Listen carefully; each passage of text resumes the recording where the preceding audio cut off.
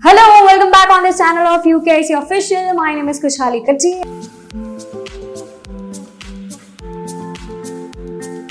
सबसे पहले ये वीडियो को स्टार्ट करने से पहले अगर आप लोगों ने अभी भी ये चैनल को सब्सक्राइब नहीं किया है तो सब्सक्राइब करेंगे, क्योंकि जितना आप सब्सक्राइब करोगे उतना हमें मोटिवेशन मिलेगा। दूसरी चीज़ कि ये जो मैं शॉर्ट क्वेश्चंस की भी पूरी सीरीज निकाल रही हूँ या डिम्पल मैम निकालते हैं, एक सिंपल सी चीज़ है, वी अज्यूम कि आपको पूरा चैप्टर आ रहा है, ठीक है। ये एक्सप्लेनेशन वीडियो नहीं है कि मैं आपको एक एक चीज क्यों यहाँ पे HDI ऐसा लिखा गया है, क्यों PCI ऐसा होता है। No, I am going to tell you कि आइडियल आंसर एक्चुअली में क्या है, ठीक है, कि आपको क्या लिखना है। और स्पेशली मैंने जैसे ही फर्स्ट वीडियो में बोला था, मैं शॉर्ट में ही एक लाइन लिख रही हूँ। दैट डजंट मीन कि आपको शॉर्ट क्वेश्चंस में 2 मार्कर में एक ही लाइन लिखूँ। मैं आइडियल आंसर लिख दूंगी कि इतना होना चाहिए, बाद में योर इंटरप्रिटेशन, आपकी कैपेबिलिटी कितनी इंक्रीज करना हो वो आप पे डिपेंड करता है, ठीक है। ये इसलिए मैं डिस्क्रिमिनेशन रख रही हूँ क्योंकि लोगों के माइंड से मैम पूरा एक नहीं, ये मैं अज्यूम करके चल रहा हूँ आपको पूरा चैप्टर आता ही है और आप इसी मोमेंट पे खाली देखने बैठे हो ये वीडियो, ठीक है, तो उस हिसाब से जाएगा। तो अब स्टार्ट करते हैं।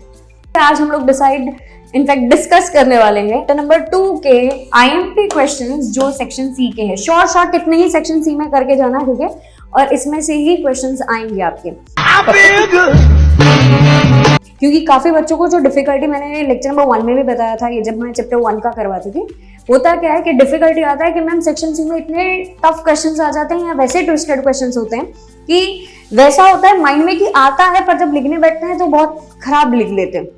तो हम लोग उसी हिसाब से उस पर ही फोकस करेंगे। थोड़े बहुत क्वेश्चंस आपको, इनफैक्ट मैं अभी से डिस्क्लेमर दे रहा हूँ, थोड़े बहुत क्वेश्चंस वैसे भी लगेंगे कि मैम ये थोड़े ऐसा तो फिजिकल क्वालिटी ऑफ लाइफ, क्योंकि हम लोग ये जो पूरा चैप्टर नंबर 2 है वो पूरा बेस्ड है 4 इंडिकेटर्स पे, ठीक है, वो आप लोगों को ऑलरेडी पता है। तो काफी चीजें वापस से रिपीट होगी कि इसके क्या एस्पेक्ट्स है, क्या इंपॉर्टेंस है HDI के, वो ऐसा HDI के रिलेटेड 2-3 क्वेश्चंस है वो रिपीटेड होंगे, रिपीटेड इन ना आपके माइंड में रिपीटेड पर अलग क्वेश्चंस ही है। चलो स्टार्ट करते हैं। सबसे पहले दैट इज आता है state the characteristics of economic development की टोटल कितने कैरेक्टरिस्टिक्स है इकोनॉमिक डेवलपमेंट के। तो इकोनॉमिक डेवलपमेंट के जितने भी आपको कैरेक्टरिस्टिक्स पता है टोटल 7 है, उतने आपको लिख देना है कि भाई it is a continuous process, quantitative और क्वालिटेटिव चेंजेस होते हैं, लेबर्स बिकम मोर डायनामिक, जितने भी आपको मैंने यहाँ पे सारे के सारे लिख दिए हैं, ठीक है। थोड़ा अगर आप एक्सप्लेन करना चाहो तो एक्सप्लेन करना, पर याद रखना ये 2 मार्क का ही क्वेश्चन है तो उसी हिसाब से आपको लिखना है। ये मैंने यहाँ पर मेंशन कर दी है आपके रेफरेंस के लिए। मूविंग फॉरवर्ड अब आता है नेम द इंडिकेटर्स। इस पे तो पूरा अपना चैप्टर बेस्ड है, ठीक है। तो कौन से 4 इंडिकेटर्स है, वो 4 इंडिकेटर्स का आपको प्रॉपर्ली नाम मैंने यहाँ पे लिख दिया है। एक नेशनल इनकम, पर कैपिटा इनकम, HDI और TQL है, जो वो आपको स्टेट कर देने। और अगर अभी भी आप लोगों को डाउट या वैसा कुछ है, आप UKIConline.com पे जा सकते हो। iOS एंड एंड्रॉइड ऐप भी है, बाजीगर का कोर्स भी है जहाँ पे आपके चारों के चारों सब्जेक्ट हमने पढ़ाए हैं, ठीक है, तो वो भी आप गो थ्रू कर सकते हो। और लिंक डिस्क्रिप्शन में, अगर आप वो कोर्स खरीदना चाहते हो तो लिंक डिस्क्रिप्शन में। जाते हम लोग आगे। अब आता है explain any 2 limitations of per capita income as an indicator, कि भाई क्या क्या लोचा हुआ था जब पर कैपिटा इनकम को हमने एज एन इंडिकेटर देखा था। तो लोचे में अगर देखने जाए तो आता है कि पहली चीज आती है वो खाली एस्टिमेट ही दिखाता है पर कैपिटा इनकम, कि आपको जस्ट एक फिगर होता है क्योंकि सेंसस एवरी 10 ईयर्स पे होता है। तो दूसरी चीज एवरेज ही बता रहा है, सबको डिवाइड करके मीन जैसा ही काम कर रहा है। जो जनरली आप पर कैपिटा इनकम को देखोगे तो मीन जैसा ही उसका काम है, जो आप स्टैट्स में पढ़े हो 11th स्टैंडर्ड में, और इस वजह से वो उसका लिमिटेशन बन जाता है।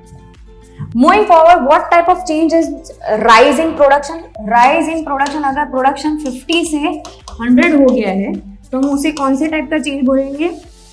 2 टाइप के चेंजेस है, क्वालिटेटिव और क्वांटिटेटिव, तो कौन से वाला बोलेंगे, क्वांटिटेटिव। मूविंग फॉरवर्ड अब जाता है what type of change, quantitative change. What is पर कैपिटा इनकम, ये आपको 8, 9, 10 से भी आया है, SS में भी आया है, 11th में भी आया है और 12th में भी वापस से आया है। तो ये आप उसकी फॉर्मूला भी लिख सकते हो, प्रॉपरली एक्सप्लेन भी मैंने 1 लाइन में, और मैंने लास्ट लेक्चर में भी बताया है चैप्टर नंबर 1 के शॉर्ट क्वेश्चन। मैं यहाँ पे शॉर्ट ही लिखने वाली हूँ क्योंकि आपको बाद में अपने हिसाब से एलॉबरेट करना है, वो आपकी स्किल दिखेगी।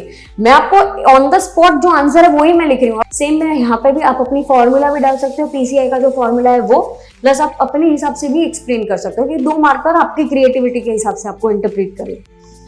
मूविंग फॉरवर्ड अब जाते हैं हम लोग आगे। What is physical quality of life index, PQLI क्या है और उसके एस्पेक्ट्स क्या क्या है। तो PQLI बेसिकली क्या है, तो स्टैंडर्ड ऑफ लिविंग, जो हमारे गुड्स और सर्विसेज कितना हम कंज्यूम कर सकते हैं, जिसके बेसिस पर हम लोग डिसाइड करते हैं कि इसकी स्टैंडर्ड ऑफ लिविंग कैसी होगी और क्या क्या चीजें एस्पेक्ट्स इंक्लूडेड है, फूड, हेल्थ, बहुत सारे डिटर्मिनेंट्स जो है आपके कोर्स में वो यहाँ पे मैंने मेंशन किए हैं। ठीक है, क्लीन वाटर, ड्रिंकिंग वाटर उसको मिल रहा है नहीं, हाउसिंग कैसा है, एजुकेशन कैसा है, वो सारी चीजें इंक्लूडेड होती है उतने एस्पेक्ट्स। व्हाट इज HDI, ठीक है, और उसके कंपोनेंट्स क्या है, तो HDI की आपको डेफिनेशन आप अपने हिसाब से, मैंने यहाँ पे लिखी, जो कंट्री की इकोनॉमिक और सोशल डेवलपमेंट को मेजर करने के लिए जो इंडिकेटर बनाया गया है उसे बोला जाता है HDI, ह्यूमन डेवलपमेंट इंडेक्स। और उसके कंपोनेंट्स में अगर आप देखोगे, लाइफ एक्सपेक्टेंसी, एजुकेशन और income. Between growth and development, जिस पे पूरा चैप्टर, इसका डिफरेंस भी बहुत पूछा जाता है 3 मार्क्स और 5 मार्क्स में। ठीक है, बिटवीन ग्रोथ एंड डेवलपमेंट कौन सा सबसे इजी है मेजर करना और व्हाई? डायरेक्टली सिंपल सी चीज है, डेवलपमेंट में 2 टाइप के आपके होते हैं, quantitative as well as qualitative और क्वालिटेटिव। ठीक है, और इस वजह से ये ज्यादा डिफिकल्ट बन जाता है। ग्रोथ खाली क्वांटिटी पे ही डिपेंड करता है, ठीक है, वो उसको ही कंसिडर करता है, तो हमें पता चल जाए 100 से अब हो गया है 150, तो ये इजी पड़ता है। क्वालिटी आप मेजर ही कैसे करोगे? तो ग्रोथ वाला जो है, इकोनॉमिक डेवलपमेंट जो है, वो 2 चेंजेस करता है, इसलिए वो कॉम्प्लेक्स ज्यादा है एज कंपेयर जब हम ग्रोथ को लेते हैं, whereas growth is more easier to measure. Where do the quantitative and qualitative changes occur? अभी मैंने आगे में समझाया कहाँ पे दिखता है आपको economic development. Then you have to explain quantitative as well as qualitative. What are quantitative and qualitative? क्योंकि थोड़ा तो लिखना पड़ेगा, 1 लाइन में तो नहीं है, तो you have to write it. ये तो लेटेस्ट न्यूज़ है। ठीक है, moving forward, differentiate between economic growth and economic development. वो आपके हिसाब से आपको 2 डिफरेंस, 3 डिफरेंस, 4 डिफरेंस भी आप टेबल बना के भी कर सकते हो। मैंने खाली मेजर चीजें लिखी हैं कि दोनों के बीच का डिफरेंस क्या है, आप हो सके तो पॉज करके भी देख लो। देख रहा है विनोद, ये क्वांटिटेटिव क्वालिटेटिव वो वाला तो एक बार हो गया, ठीक है, उस हिसाब से होता है। वो डेवलप कंट्रीज के लिए इकोनॉमिक ग्रोथ, इकोनॉमिक डेवलपमेंट जो है वो डेवलपिंग कंट्रीज के लिए, वो आप अपने हिसाब से लिख सकते हो। 4 पॉइंट भी लिख सकते हो, अपने हिसाब से लाइन भी फ्रेम कर सकते हो। State the limitations of economic development, क्या क्या लिमिटेशंस हैं? तो पहली चीज, डिफिकल्ट टू मेजर, आप ह्यूमन एक्चुअली में कितना डेवलप होता है वो आप नहीं दिखा सकते इकोनॉमिक डेवलपमेंट में। और वो क्वालिटेटिव एस्पेक्ट्स भी लेता है, जिस वजह से हर चीज वो सब्जेक्टिव, या तो फिर एक टर्म आप यूज कर सकते हो जिसे बोला जाता है कॉम्प्लेक्स हो जाती है। कौन से फैक्टर्स ह्यूमन डेवलपमेंट इंडेक्स को में कंसिडर किए जाते हैं HDI में? कौन कौन से हैं? लाइफ एक्सपेक्टेंसी, एजुकेशन लेवल और इनकम देखा जाता है, इनकम स्टैंडर्ड ऑफ लिविंग, उस हिसाब से कि उसका पर कैपिटा इनकम मतलब वो कितना कमा लेता है। इन छोटे मोटे प्रोग्रामों से कितना कमा लेते हो?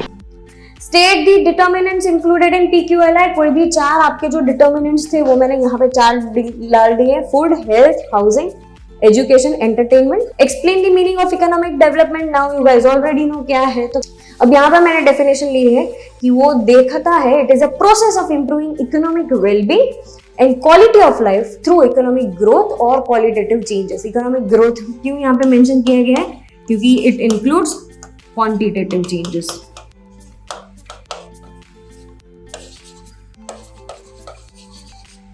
Okay, moving forward, what is life expectancy at birth?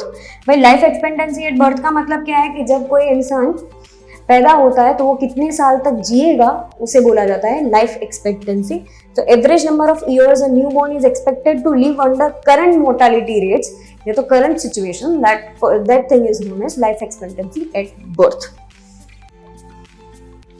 क्यों ये ह्यूमन डेवलपमेंट इंडेक्स किया जाता है, उसका इंपॉर्टेंस पूछा जाता है, क्वेश्चंस देखो। ठीक है, तो पहली चीज वो हमें दिखाता है सोशली हम लोग कितना प्रोग्रेस किए हैं, इकोनॉमिकली कितना किए हैं, हमारा वेलफेयर कितना हुआ है, हमें कौन से हिसाब से अपनी पॉलिसीज बनानी चाहिए। अगर एजुकेशन का लेवल, लिटरेसी रेट कम है तो लिटरेसी में हम लोग बच्चों को ज्यादा, मतलब एजुकेशन ज्यादा दें। हेल्थ और एजुकेशन किस हिसाब से, लाइफ एक्सपेक्टेंसी से भी पता चलेगा। लाइफ एक्सपेक्टेंसी कोई भी कंट्री की धीरे धीरे कम हो रही है तो दैट मीन्स कि हमें उस पर ज्यादा फोकस करना पड़ेगा। ठीक है, और इस वजह से एक आइडिया आएगा कि भाई यहाँ पे हॉस्पिटल्स की इश्यूज है, लोगों को इतनी प्रॉपर ट्रीटमेंट टाइम पे नहीं मिलती है। तो ये सारी चीज़ों HDI की वजह से हमें ये सारे पैरामीटर्स भी साथ में पता चलते हैं।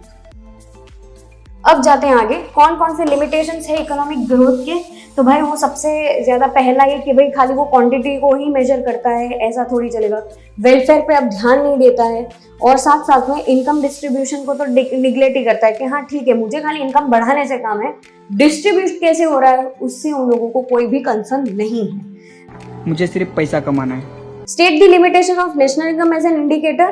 तो सबसे पहला क्या लिमिटेशन आता है, बहुत डिफिकल्ट होता है उसको मेजर करना। पॉपुलेशन ग्रोथ को वो काउंट ही नहीं करता है कितना पॉपुलेशन ग्रो करता है, और लास्ट में कितनी कौन सी कैलकुलेशन मेथड, नेशनल इनकम को कैलकुलेट करने के लिए इनकम मेथड है, एक्सपेंडिचर मेथड है, प्रोडक्शन कौन सी मेथड की है, वो सारी चीजें यहाँ पे मेंशन की गई है। और यहाँ पे खत्म होता है हमारा section number C. Chapter number 2 के इतने क्वेश्चंस कर लेना, हो जाएगा आराम से। All the very best.